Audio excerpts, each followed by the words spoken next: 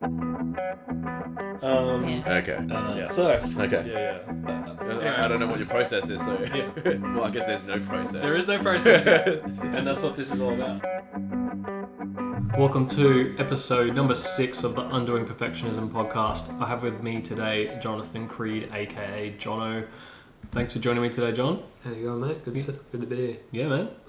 So, as with each of my podcasts, I like to start just asking you how your creative life started. What was your first creative interest? I would say drums, to be perfectly honest. It's when you're sort of like reaching out and trying to branch into anything that you can get your hands into creatively. A lot of people go guitar, but it never sort of suited me. And drums, it had this all over experience that, well, I was looking to piss a bunch of people off as well. So and that's always a really good start. Yeah, that's why I was denied being able to play drums as a teenager. Yeah. Too loud. So was that as a teenager that you started with the drums? Or? That was actually when I think it was the first year out of high school actually, where I thought I was going to go one way and go straight into uni, but then just everything just fell flat on its face as soon as high school ended. And and I just basically did a complete left turn and it all changed. It was Big Day Out 2005. I think Slipknot were playing, and that was, I remember very clearly the day that I decided to be a drummer, because I saw Joey Jordison up there just absolutely killing it with his big double kicks, and I was like, upside down. He wasn't upside down for that one. Yeah. But I remember walking away from that, not ever being able to forget it. That Joey Jordison, and then Chase. And once I heard that he was doing something upside down, I was like, "What?" It wasn't even conceivable to me. And then to see it, how they actually did it, it was one of the best things that I'd ever seen. I thought that's the kind of, you kind of want to emulate the things that you find that are cool and that make you feel, bring out something from within inside you that it just makes you feel excited and alive to see it. That's so cool. Yeah. Yeah, so even before that, as a kid, you didn't dabble in anything? No interest in music whatsoever other than to listen to it. No. Basically because it was music class. I went to an all-boys school, so music class was very much like what the skids did, essentially. Well, not the skids, but the music nerds. Okay. And not to say that I wasn't a nerd, because I absolutely was, but that's sort of what the deterrent was at the time, so I focused on other things. But, I listened to the old Blink-182 albums like Enema of the State and Take Off Your Pants and Jacket, and I've only just gotten back into them recently, and it's made me realise that pop-punk era that I went through when I was in high school really sort of laid the groundwork, and Travis Barker on the drums really just sort of planted that seed for me to really start appreciating sort of drums on that sort of different level where they can stand out but blend in at the same time. That's so cool, man. Yeah. It's interesting that it took you to see somebody live to really ignite that in you, though. Well, it just depends on where you're at in your life, I think. Like it's because I was goalless, directionless. Like I said, out of high school, didn't know what I was going to be doing. Was supposed to be going to uni. That was all scrapped. And the opening within my life for a radical change like that was presented to me in a world that I'd never been exposed to before. Yeah, I think that's the best way to put it. That's pretty cool. So, getting that big, huge explosion of inspiration from seeing Joey Jordison, how did it then shape into direction for you with the drums as soon as you picked up the sticks? Pick up the drums, be like Joey Jordison. Yep. Figure out a way to play the drums, and even though, I was in a standard 3x3 basically bedroom at my dad's place, and I had probably enough space to move that was no bigger than this table, because I had to get my bed, the chest of drawers, and also the drum kit in there as well, and somehow try to find time, and also, I guess to a degree, not care about other people as much, where I could actually play the drums and practice. But it was actually one of the big instigators for me moving out of home as well, because I just needed a place to be able to practice when I wanted. And even though I never really took any formal lessons, but just picked things up from the people that I would listen to. Avenged Sevenfold was a great one at that time as well. I mean, that's pretty high level. Like, I'm just trying to think. Oh, so, yeah, with Rev. Yeah, absolutely. Did you go from, like, playing nothing to just trying to play songs? But yeah, basically it was that. Like, I had some lessons and there was some deliberate development, but it was really just me sort of like just hacking my way through it the entire because it was just, that's just who I am. It's almost like I got an attitude of like, if you get offered something that's you feel is too big for you, take the job and figure it out later. So like, you know, 2 years, like I think I was a year and a half, maybe 2 in, and I was trying out for metal bands, in this case Ashes of December way back in the day, to play blast beats that I had no business in playing, because it was just me trying to hit things as fast as I can and then try to match up everything just to make sure they were lined up. I was doing things in completely the reverse, just because I was like, I just want to do this and I just want to do it right now. And it's like, how are you going to do it? Well, the great thing is when you're starting out as a metal band, you can get away with a lot of lack of skill to a degree, so long as you're creative. And so that's the big difference. But yeah, that's basically just been my attitude the entire way. It's like, I'll figure out what you want to do, start the process, and just figure out how to work it out later on. That's so good. Yeah. So, how long have you been playing drums for now? Oh, geez, that's probably getting up to 15 years. And I'd say only in the last like year or two at the most, have I really started to put like a solid focus into designing a sound that's like almost I wouldn't say uniquely mine, but is one that I'm sort of fostering from the and it's really good with the band that I'm in, All Hours, because it's bridging that sort of pop punk and almost that heavy metal sort of gap, where especially with my drums as well, because it's allowed me the creative space to bring drums in that can oftentimes remind you of Dragon Force or the old Parkway days into a pop punk setting, where it's like they're people who might be a bit, you know, they might think the genre is getting a little bit stale. Maybe then they can come over and see like these are different drums, or these are metal solos coming into a pop punk setting. That's awesome. It's like, yeah, because we got that blending of genres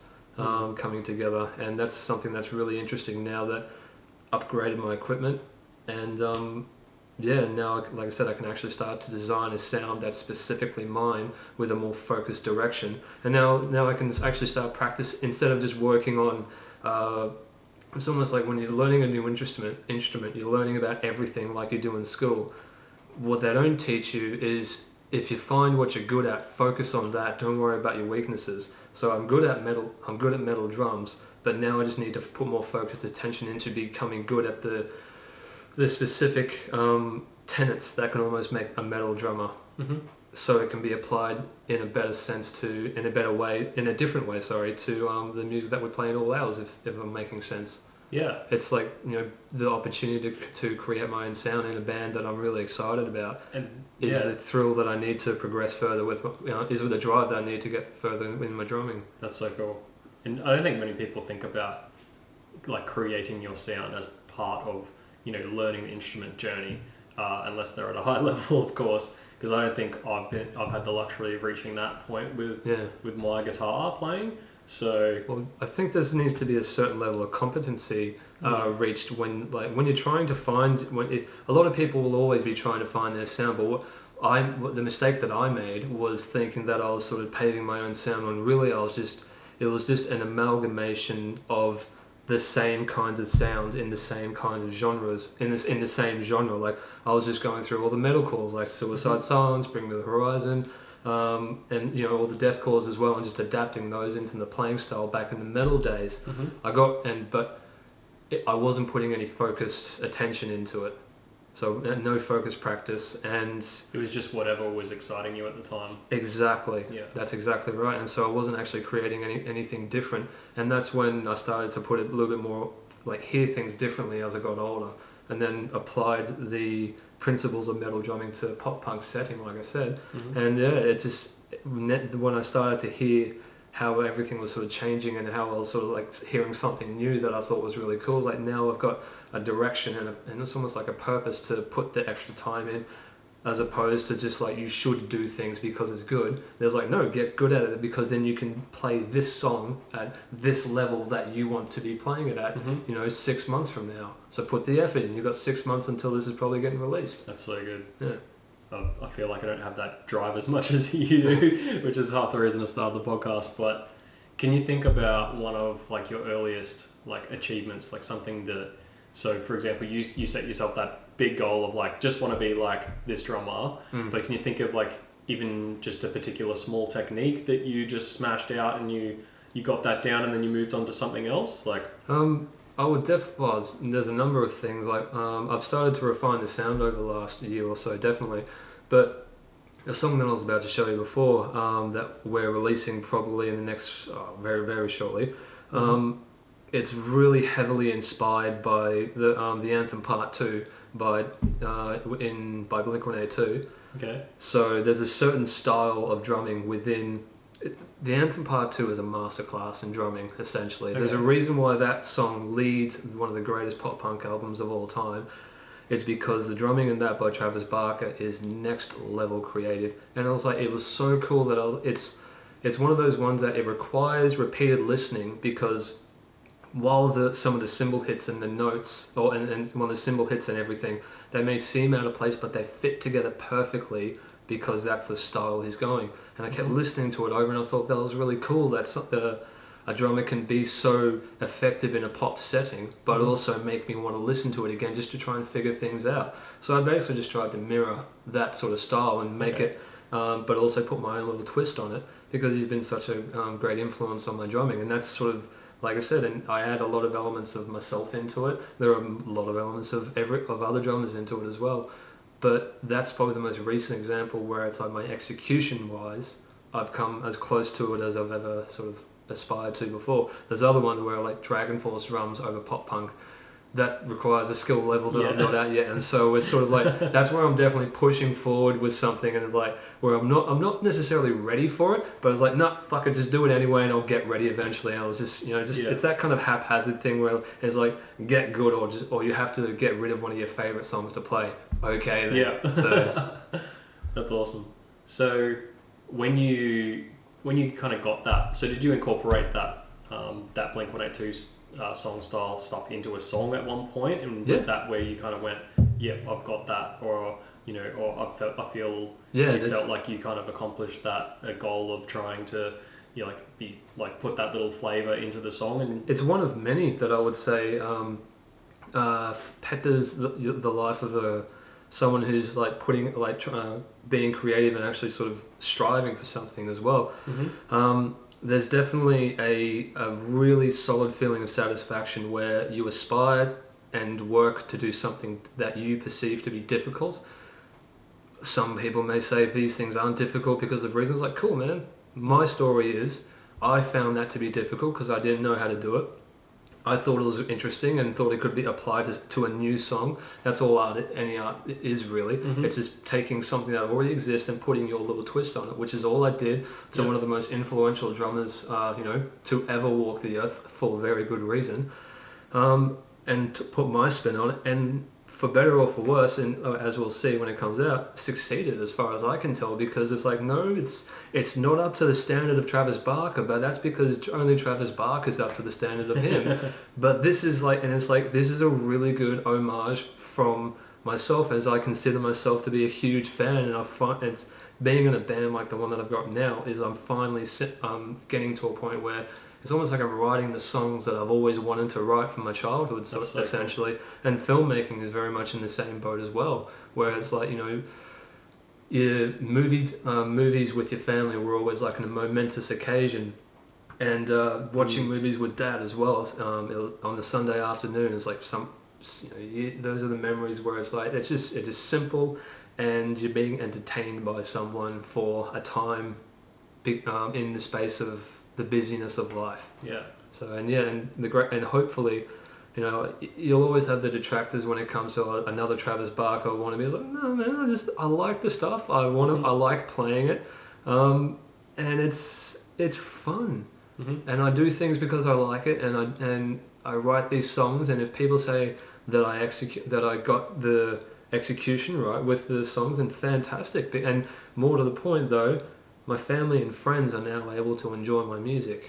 Like, there's something about it that's driving that's bringing them into the music a lot more, and that's the most wonderful thing. That's so cool. Do you think it's just more than just the fact that you've stepped away from the screamy rah-rah music? It's never just one thing, but it's that is, I would say that is definitely the main thing that people are just like, the people who are like supported, it's like me, supported and didn't like the music. They're just like, oh, it's so good. And it's like, I know it isn't, because that was what I set out to do. But like I said, you want to keep your integrity. You want to keep your integrity as a musician, or just as a human being. Really, like you might call it selling out. So like, I like to think of it as being creatively challenged and engaged, finding a way that even a hobby is going to see dark times on, when it's just either going to fail or whether you're going to rise from the difficulty and come out with new stuff. And bands, like all hobbies, any hobby that's worth doing, that's people who achieve success in a hobby they'll say, well, we just decided that we weren't going to give it up. Like there's more to it. And if you can creatively invest yourself, or just find a way to invest yourself mentally so that you can see through dark times, because once you get through them, you realize that there was nothing really to be that afraid of in the first place. And now that hobby is blossoming into something that you can be really, really proud of. And not so much with bands, but with playing in bands, because the music industry is flat in its face at the moment. But with filmmaking, there's a possibility for making a living out of it. And if you can make a living out of a hobby, then you get to wake up every day with that knowledge of like, wow, I'm going to work that I want to do. Yeah. Like, it's not even work. And so I thought it's and just to sidetrack on a little bit here. That's all good. I think it's important for people who are actively. It's almost like a hobby can be easily turned into a dream if you have the right mindset about it. So 100%. That said, if you don't not everyone's the same. Not everyone wants to sort of get out of their daily. But some people are just happy, and they want to do the hobby because there's something else that they're interested in, and they can and keeps them going forward. Fantastic. But your hobby should always be what you're interested in, because what you're interested in can then actually develop into a legitimate dream. Excuse me. And a dream can develop into a legitimate path forward. It develops over time, and it's that whole thing like where people say, the road up it's not straight, it's full of ups and downs, and you're going to go back, and it's going to be twists and turns the entire way. And you're going to discover things along the way about yourself and about things that you're interested in, that so long as you're being truthful, will lead you down, I believe, will lead you down the right path. So you're on your way to transitioning to incorporate some of your filmmaking into your work life. So I've had 2 guests on here now, both Lewis and Jake are working their hobby essentially. Lewis just transitioned just after we recorded the podcast. Oh, nice. So whereabouts are you in that journey? My aim is to do it this year. We'll see how a bunch of projects go. Like, I've got a script in the pipeline at the moment. It's a zombie western set called Outback of the Dead. That's in development at the moment. I'm really pushing that one. That's the new big project that I'm pushing forward with. Is that a short film or a full length? It's a full length, mate. Is it your first? It will be my first. That's amazing. Yeah. Oh man. Well, that's the fun part. I part. can't imagine the amount of work that must go into it. It's actually kind of addictive. Like, it is. The work is. It does seem to be insurmountable, but really the process to get over any hump like that, or any workload, is always just one foot in front of the other, and just work the process through. It's not a journey; it's a process. Work the process. Yeah. And it's always it's always simple. It's never easy. It's always really, really hard, but it's always simple to the process to work things through, and people seem to forget that. If you allow it to be. Yes, exactly. If you just break it down and say, I've got to do all these things, okay, cool. Break them down. What do you have to do? What's the most urgent thing? Well, it's all I've got to do all this. No, break it down one by one, then you can convert them into micro actions and micro tasks as well. And then once that happens and you start to work it through, do the arithmetic and work out a plan, a process, then things don't seem so insurmountable and overwhelming at the time. Have you always planned like that? I saw all the whiteboards in your definitely in your room. I wouldn't say I've had anything really worth putting that much planning in. I would say I'm definitely the type of person that always has wanted and liked to do that kind of planning. Okay. But never really not had the thing that I would be willing to invest, like I was saying before, creatively and intellectually and emotionally into, where it's like, no, I want to throw everything I've got into this because, like I said before, that's what I do. I find something worth doing and then just and then go for it at 100 miles an hour. Yeah, I mean, it sounds like you've always, so that nothing's ever changed in that. You were kind of just born with that drive, and you've always just had that, or? I like to think so. Yeah, in a lot of ways. I was a competitive swimmer as well for way back in the day, and that it's almost like, because you're drowning out a lot of the other voices essentially from the noise from everyone else on the outside world, because you just got the swirling of the water, and that's it. It's basically just like forward and the people that you're racing, and that's it. And it just spurred that competitive edge. Even the training was, I'd be competitive in the training because the people that you were training in the same lane with, you go for 5 seconds behind you, and the worst thing to your ego was to have them catch you. So they'd be like just wiggling, just sort of catching up and just like tickling your feet sort of thing, and it's like catch up, or it's either let us go or go faster. And it was almost like a biggest ego hit where you're like, no, I can't no. And so you go and it drives you faster and drives you harder. And it was always that sense of improvement. Just don't let them catch you, get the person in front. And you're building up, and it's always. So even being competitive in training, it's all about psychological mindset, really. When you want to try and go out to achieve something, like I can imagine, like with Lewis, he has had to discipline himself over the years as well, and he's had to respect the hustle, and he's understood that he's clearly understood that as a process that he's going on, some like training, and so that's how I view everything now. When it comes to it always comes back to, how does this affect my film career, and both in body, mind, and perspective and everything, and and how can I improve things going forward? So were you competitive swimmer before you picked up the drumsticks then? Dormant competitive. After I stopped swimming. After I stopped swimming, that sort of went away for a while, and then. I found something worth pursuing, and haphazardly into a metal band that refused to scream to do any clean vocals at all, because we're like, fuck that shit. We didn't want to be a part of any of that. Like I said, haphazardly and completely naive to the realities of, and we were gonna make it, but. It was great. You toured overseas with that? With interstate. We almost got overseas, simply just because of who we knew at the time, which was fantastic. There really is a lot of value to the phrase. It's not who you know. It's not what you know. It's who you know. But it's like, but also you do have to know a fair bit, and sometimes it's when you say it's not what you know, it's who you know. The who you know might just be because that who hasn't found you yet, or you haven't found them. So whenever someone there's always like a multitude of ways to interpret things, and when someone cynically says it's not what you know, it's who you know, you can always tell when someone is essentially sort of relying on someone else to give them a handout, whereas like, no mate, well, if they don't know you, go find them. You'd be and it's a lot of people like to say that they wouldn't want, like, someone of X stature wouldn't want to talk to someone like someone like them, and it's like, well, you don't know that, mate. They might be so sick of dealing with arseholes. They just like, fuck, I just want to take anyone who's honest and decent and hardworking. And most people are sick of dealing with arseholes, and they just want to deal with people who are honest and hardworking. And it might be an idealistic and noble way of thinking, but it's the way I want to go about things, because it's the way that seems to work for me.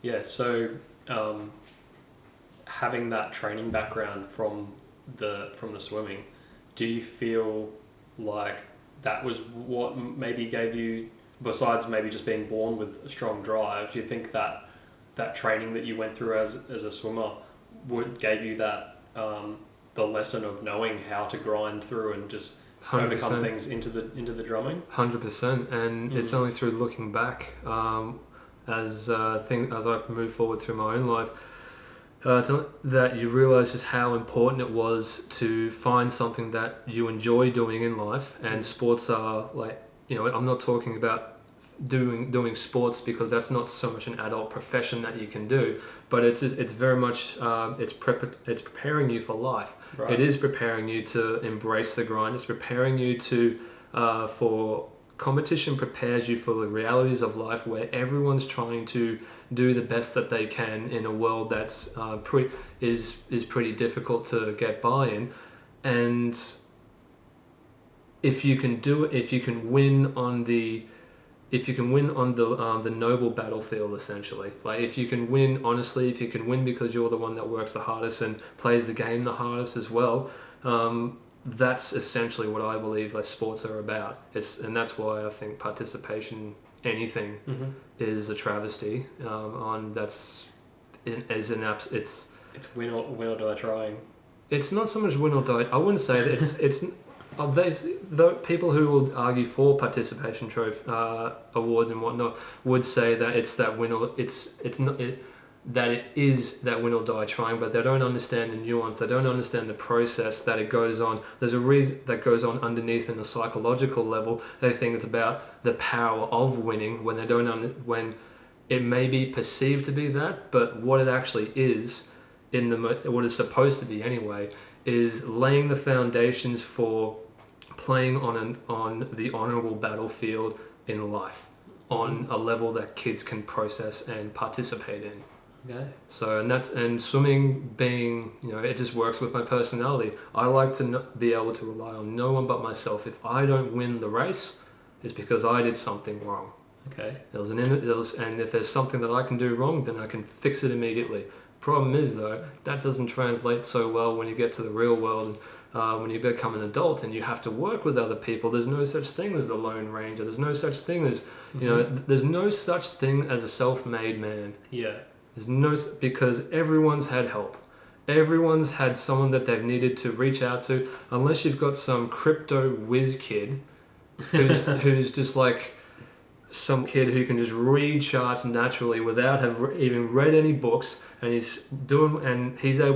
they're able to just read the charts and just pick them right from like patterns and statistics. That's the only instance of a self-made person. But then they've had help getting the computer ready. Right. There's literally no such thing. So like I said, you have to be able to play on the honourable battlefield, because sometimes your competitors, or people that you may be perceived to be your competitors, are the people that you're eventually going to have to play the game with. And the game is like the business world. It's like the film, the music world.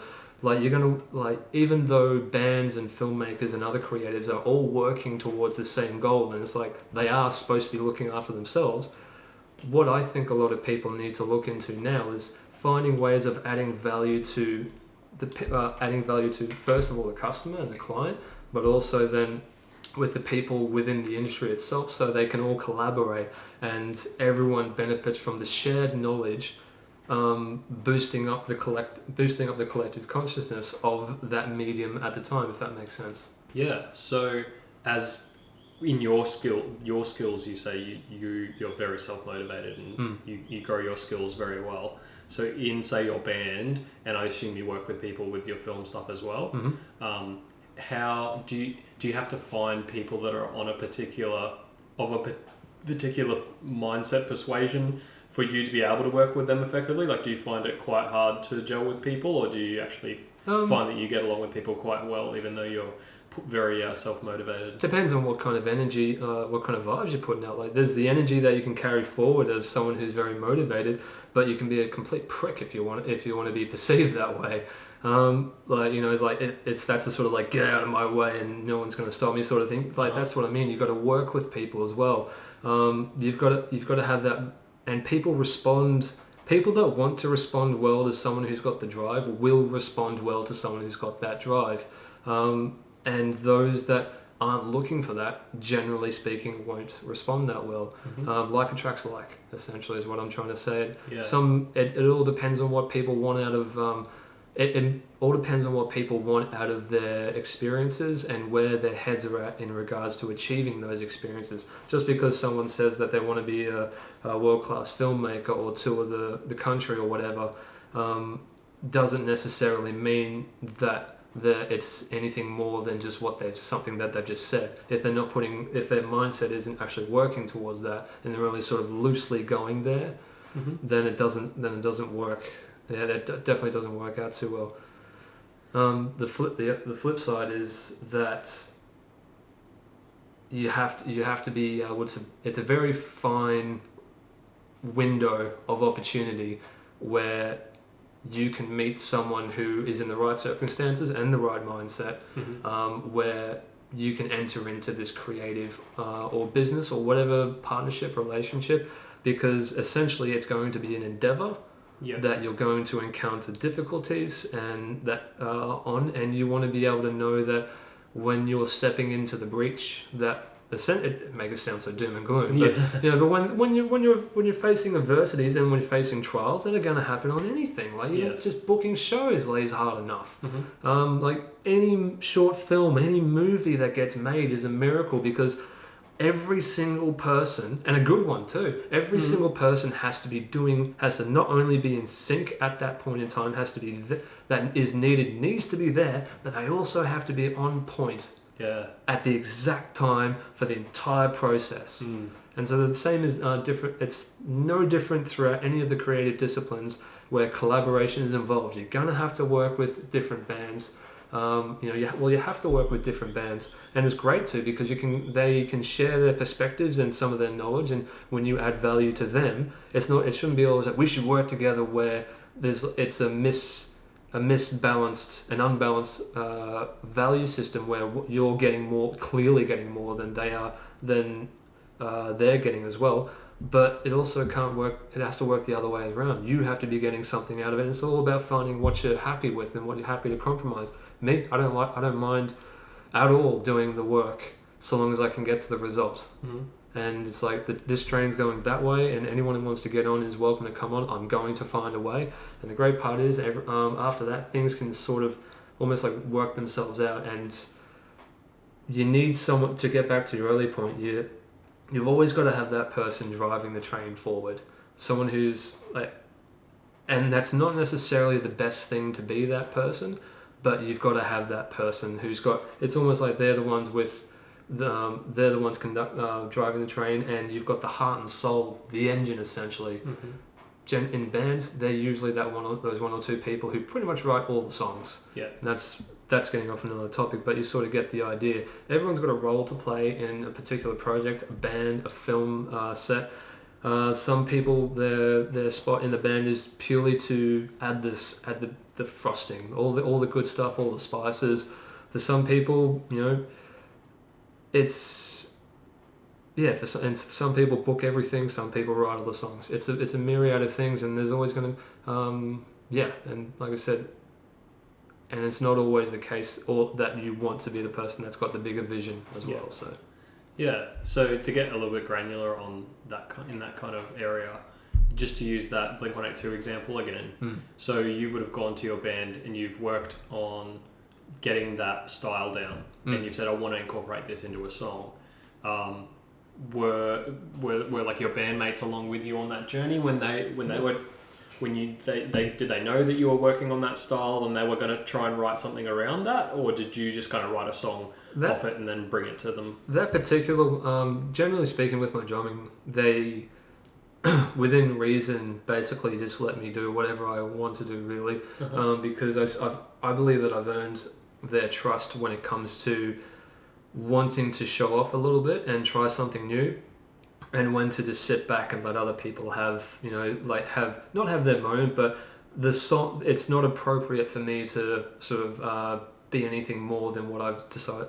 It's all about finding that balance in the end. With this particular style, there wasn't really any wasn't too much of an argument. It just had they're great in that it's a lot of the time they just want it to work for that song. If it doesn't feel right, that it's always a great collaboration where everyone can speak their mind, there's you know, some of the Dragon Force song that I was talking about, where I just went ham on the drums. There were objections to some the amount of double kicks that I put into it, and also cymbal choices as well. I wasn't wanting to budge on the double kicks because I was actually, like I said, I was trying to do something different, but it was on me to make them palatable, not palatable, but also enjoyable, without being too pretentious, I guess. Yeah. But there was, you know, even just changing a cymbal to a higher pitched one can elevate a song's mood and tone dramatically, and it was only through the objection of that was raised at the time, was like, you know, they didn't like this part of the verse, and I just tried it out on the other by switching the cymbals, even just like a little subtle touch. Just we found the compromise, and having a good open discussion and communication and dialogue with the people involved. It's you know, it's not a dictatorship. It's not one, you know, you've got your ideas, but I love creative Darwinism, and that's creative Darwinism in, like, it's a form that is productive and works for us. Yeah, that's so good. That's something that, I've been in a fair few bands over the years, and it's always interesting to hear, you know, I've had a few different experiences with different bands. Yeah. So to hear how, you know, you've worked on a particular style and you've brought it to the band, and then like that you've worked so well together to actually come out with something and been able to work it out is awesome. That's a different, another angle of the creativity in bands that a lot of people, you know, miss out on. I'll tell you what, here's how I knew they were going to be different from the start. I've basically, unless there's been a really big something going on, I get help with my drums every single gig. In what way? What do you mean? They help me with get the drums in and out of the venue. Oh, okay. Yeah, man, like loading in and out. Yeah, loading in and out. Like, I have never in my life experienced, like, and this is every single guitarist and every other drummer, they're just like, I am so lucky to have a band. Even those who aren't that particularly strong, I'm so lucky to have a band. It's like they're always coming to help, and it's like, you guys are just the best. You have no idea, and they're just like, well, this is it's the politeness aspect of it. But I'm like, cool. I'm not going to argue with it. It's awesome. So you work on the creative stuff. You work on the labor as well. That's cool. It's a shared experience, and that's what and everyone's constant communication about, not constant, but consistent communication about where everyone wants to go and where they are, and so good. So when did filmmaking come into your life then? 6.5 years ago. Just by accident, really, and that's the best part. Was it another inspiration like with the Joey Jordison by chance? No, it was actually it came from a talk with a friend of mine who I met we were just working in a warehouse together, and he was just a local actor, and he needed some work for his portfolio. I was just a weird dude who just liked talking about movies, because at that point I'd stopped giving a fuck about what people thought. You know, if I wanted to sort of be a bit eccentric, you know, as long as I wasn't hurting anybody, I didn't give a shit. Okay. And so I was just sort of myself, and he really appreciated that because, you know, there's a lot of bullshit. I figured there's enough bullshit in the world without me adding to it. So so he appreciated, I guess, the authenticity, I think is the best way to describe it. And it was very much the same with him. Like, we just got stuck into movies. It turns out we were just both massive movie fans, and he got into acting by recommendation of someone who's now a mutual friend of ours. And then we started talking about it and more, and I started to go talking about things in depth, because I'd never talked to someone this in depth about movies before, because I was just a fan who was starting to appreciate the editing, the cinematography, the sound, and, you know, I was picking cinemas that I would want to go to and cinemas that I was like, I'm not going there. Dendies or nothing? No, it was actually no, because for Marvel movies I only ever went to the South Bank Cinemas IMAX. I have on Jono's super awesome, I think it was like super awesome annual movie binge. It was always during July, the summer periods, the summer holiday periods, when all the blockbusters were coming out in America, the summer blockbusters in America. Yep. And so there were times when I was going to the movies like 3 times a week, just because, like, I don't care if there's no one coming, I just want to go see this movie.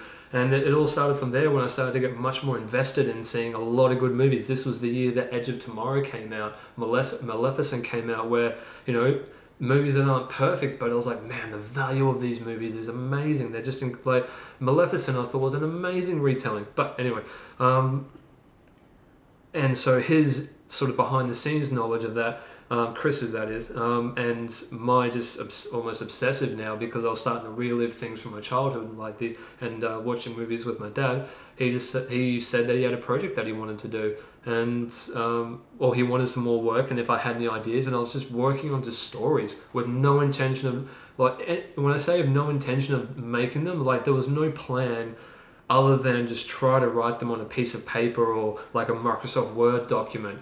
Was it just getting plot, or was it like just anything? Just either dialogue, even just getting the idea down. Cool. was almost seemingly impossible. But then we started talking about stories and ideas and everything. And then he said, "Do you want to just? I got some money. I need a portfolio piece done. Like, do you want to write something for me?" I went, "All right, I'll give it a shot." And I had this idea that I've been when I say working on, I had an idea that I'd written down, and that was it. Yeah. It wasn't even like I'm going to be a filmmaker. It's like I for some reason I want to get this idea down. I don't know why. Mm-hmm. And then after that, like, I gave him the script in a Word document, not proper print script format or anything. Yep. And he said he liked it because for whatever reason, like, it was something challenging, because and it felt it was interesting. And what happened from there is, like, when he was starting to look for a director, like I had any contacts whatsoever, I just kept saying, well, make sure the director does, in this part, make sure this happens, in this part, make sure this happens, well, because that affects this part over here. And he's like, dude, do you want to just direct it yourself? And I went, yes. Do you know how to do it? No. But I'm not turning this down. Yeah. You know, it's like, it really was that moment where I just blindly accepted what I was being offered. And it was, you know, there's pivotal moments in your life where, like, if I went the other way, life would not be anywhere near this good. So cool. Yeah. So did it become a short film? It became a short film called Composure that Chris and I worked together. Chris Bridgewater, for anyone who wants to give him a check out. We've made multiple short films and music videos over the years as well. So it's that collaborative process where all you have to do really is just, like, work with your friends, mm-hmm. and find something that you love, and then go at that with everything that you've got, because you'll know it when you've got it. And the answer that I have to people out there who I've been there, I had a decade where I call my lost years, and those were partly where the band was features. I call my lost years because I was just searching, mm-hmm. and I was blindly looking at things, and then just by accident in a warehouse, I met a guy who's one of my best friends now, and decided to invest a couple $1,000s into a guy with no filmmaking experience, no prior writing experience, just ideas, and I don't know, like, never say die, never give up. And it's like, that's a thing that I always say to people, like, if you haven't found what you're passionate about yet, keep looking and don't settle, and there'll be times, like with drumming, for me, it's not what I'm truly passionate about, but like filmmaking is, but it was an important building step on the way, because that was my first creative output. Yeah. And so what I'll say to people is, you know, if you're saying something like, it's all well and good for me, I don't know for you, but I don't, if you're someone saying that it's all well and good for, you know, for me, Jono, but this person, you know, they don't know what they're doing. It's like, just keep looking and just keep trying. And just because something gets hard doesn't mean that's the time to quit. If something gets hard and you can see a goal forward, then it's time to go harder. Yeah. It's time to put the foot down. If something gets hard and you don't think, when you know, it's important to know when to quit as well, because if you don't want to see through the hard times, then if you really don't want to see the hard times, if you can't think it's worth it, reevaluate things. But the important thing is to never give up. Perseverance is the number one thing that separates any successful person in whatever discipline. It doesn't matter. No matter what you're doing, if you want to have a, like I said, part-time hobby, and you just want to do well at that, the person that doesn't give up is the one that's going to do the better at it. If you want to be a filmmaker, photographer, podcast host, the most important thing to always remember is the people that are successful are not necessarily smarter. They just didn't give up. Whenever the hard times come, they never give up. So were you playing, did you have a period, have you always played in bands, or was there like a...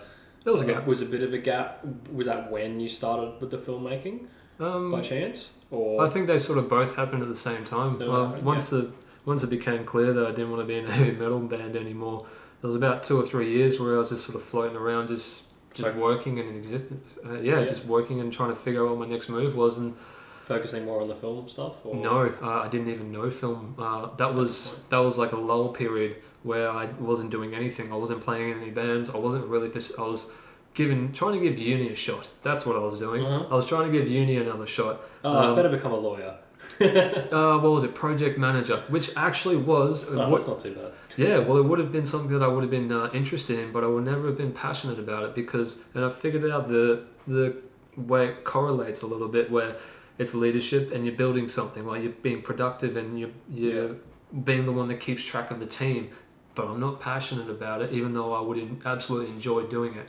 So did the filmmaking make you stop that course? 100%. Oh, okay. It was, and the best way to describe it is when you're learning something, when you're studying, is you're trying to flood your brain with knowledge. It's like it's inflow. When you're being creative, it's outflow. Yeah. So and it's more like with studying, it's more inflow to get that outflow. With being creative, it's little inflow to get that outflow. Completely different, and it really is like trying to run 2 competing streams against each other. So it had to be one or the other, really. Yeah. So when you first started the filmmaking, I want to find now the spot where the whiteboard part came in. Yeah. So when you made that first short film, what did planning that look like? Planning is a strong word on that one. Okay. It really That's was good. most of it. It was that was it. The script and the casting for the main roles were the process. Yep. That was the planning for it. On the day itself, like I rocked up and I hadn't really even met I hadn't met any of the crew at all. Yep. First time directing, I was like hoping that they didn't sniff it, but damn it, they did. Absolutely, they did. It was like, and you could see, it was almost like looking back, you think on their face, like, fuck, another one of these. You want me to put the mic where? Oh man, like I had to pull Chris aside before it, like outside, and say, mate, what do you say before a take? Like, what is like it's like lights, camera, action. I'm imagining that, like, yeah, you're right. So it's this, and like, cool. And then I just had that little watershed moment where I was like, wow, I really don't have a fucking clue what I'm doing right now, and I'm gonna do it anyway. Because like, as soon as I walk on the set and we started, and all the people started moving, the makeups and the lighting and the sound, they were all starting to look for their things and their bits to do. And the questions were starting to come. It was like a computer switchboard. Lights just turned on. It was my brain just switched on. It felt like you're flying. It was as close to flying really as I can feel most of the time. So was it basically you just had the script there, you kind of knew what you were going to do, and then you just booked everyone in and just did it? Yeah, except I let other people book everyone in. That's the important thing. It's important to make that distinction because I cannot emphasize how little I knew. Yeah. I knew no one. I knew one person, and I needed who led me to another one, who led me to another one, who led me to the crew, to the bunch of people that were the crew, many of which I still work with.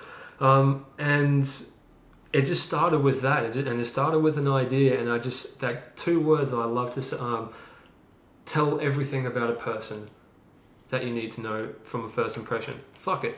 Mm-hmm. I just had the idea because you go into that whole fuck it. I'm just gonna do it. Why? Why not? Yep. Fuck it.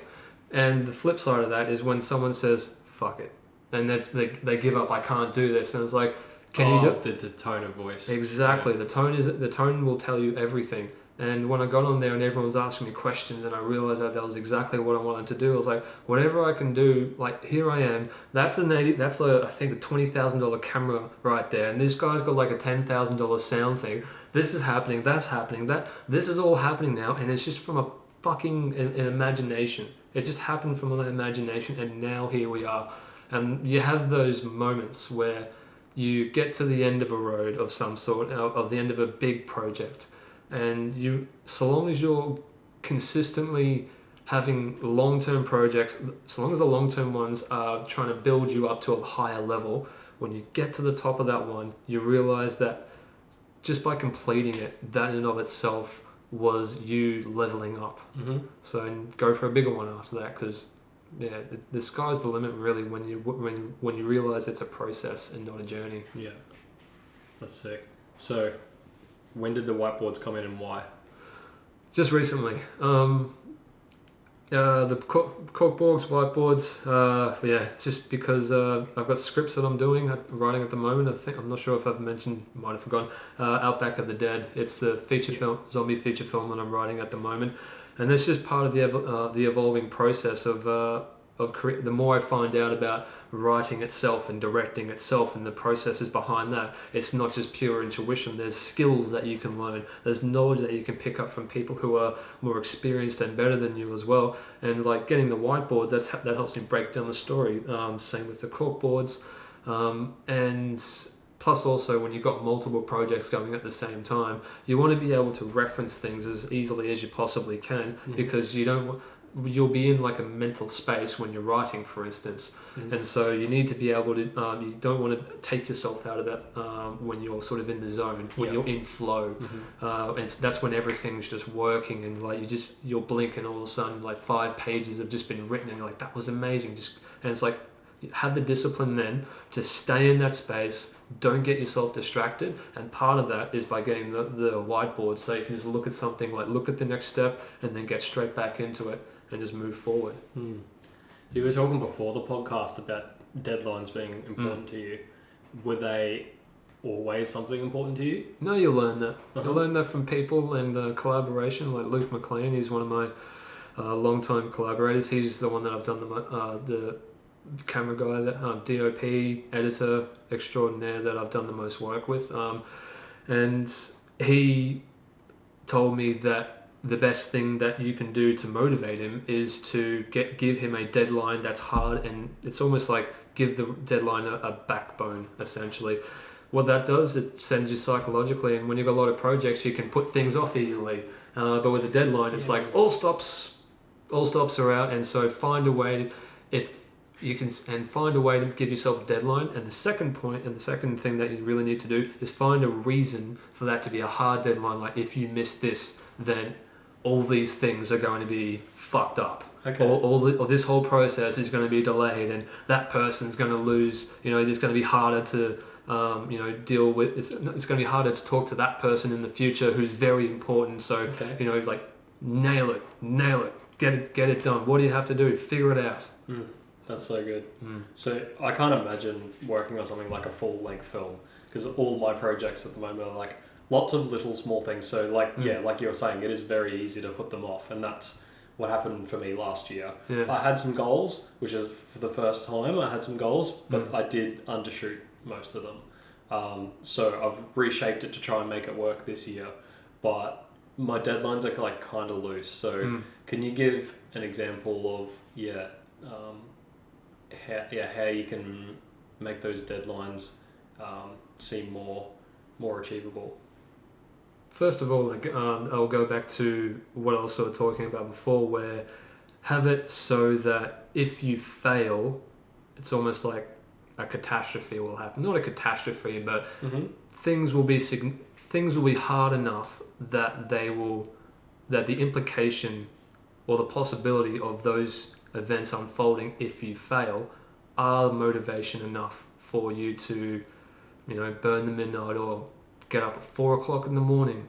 I get up at 4 o'clock in the morning every day because there are things that I want to do, and it's like, if you don't complete it by this date that you have firmly set out, then you can't work to that deadline, B, you can't develop a plan in order to meet that deadline, and C, you're not psychologically invested in it, because it's like cramming for an assignment. There's value in the ideas of in the notion of cramming for an assignment, because the newsflash for people there is no being prepared, generally speaking. On just about any big project, you're always going to be rushed at the last minute, and guess what? It always gets done because you've got that deadline, because you've got that deterrent, because you've got almost like that. It's always think of it as a punishment, because like, you know, some people say don't be so hard on yourself. Fine, figure out whatever works for you, and then figure out a process for which as well that enables you to complete things. So, and part of that process will be figuring out what works for you. So to get into the zone, like some people are night people, like a lot of people like to stay up late because it's silent. Cool. I like to get up in the morning early for that exact reason. I like to get a jump start in the day, and once night comes, my head essentially just goes into survival mode until like 7 or 8 o'clock when I finish working. But the biggest thing is when you have a deadline and you psychologically commit yourself to that, what you then need to do is force yourself to figure out a plan and outline that plan that gets you to that deadline, and start small. Like you start small with small projects, because it's like anything. You won't be able to take on a big project because you'll inevitably fail. Get overwhelmed. And one of the biggest motivators that I found, so I told you what the ideal sort of way to complete things is. The one that people might not be so quick to say is, think about all the things that it's like basically what hell would look like in terms of being a creative. Because the number one thing that deters me from getting slack is the very true fact that creatives have a nasty habit of not finished things. They leave things unfinished because they get excited about a new idea. It's almost like completion anxiety. That's why I'm here. Yeah. And mate, you're going about it the right way. And the great thing is, like, in this search for truth that you're going on and talking to people, because that's what as soon as you interviewed Lewis, I was like, no, you realize when someone's they're trying to look for the truth, and that's sort of where you're at now. And the great thing is, man, you're going about it exactly the right way. And in the search for truth, as I'm just further along the road, you will encounter success that you didn't think would happen if you push forward. And you'll also have ideas and opportunities that branch out from there that you didn't know would happen. The important thing is, like I said, is to persevere with it. And just because something hasn't happened this year or next year, continue working it through, continue improving yourself. That's another great way to keep yourself motivated to complete things. See every project as a way to improve yourself, to make yourself better than you were yesterday. You don't have to compete with anyone. Just compete with who you were yesterday. And make sure if you're just the smallest iota better, and if you weren't, reevaluate your approach and have a think about it. Maybe you just had a bad day. It's okay. And a great way, like I said, the number one Achilles heel for creatives is completion. It almost, like I said, it almost seems like completion anxiety, because for whatever reason. And I see it so often. And when you get into that thing, that's when you start to need to get into the mindset of just pull the fucking trigger. Pull the trigger. And it's like, but you know, and you'll always have new things that you learn that can improve it. Perfection is paralysis, mate. Never get stuck into that thing. Like, do the best job you can and work your ass off. But you'll come to a point, diminishing returns, and the amount of work that goes in, it's not worth it. Perfection is paralysis, and pull the fucking trigger. Yeah, I call it shiny object syndrome. That's a great one. Because that's exactly like, there's a new thing, I start it, and then I've not been getting stuff out. As from last year, I'm starting to get some stuff done. Yep. How do you stop yourself from, obviously you're very driven, you must have lots of ideas as well. When you've got all these ideas and you're excited about all the ideas, how do you keep the focus on, you know, the first idea that you get in the morning as opposed to one that you get later in the day? Remembering that I can be one of those creatives that doesn't get stuff done.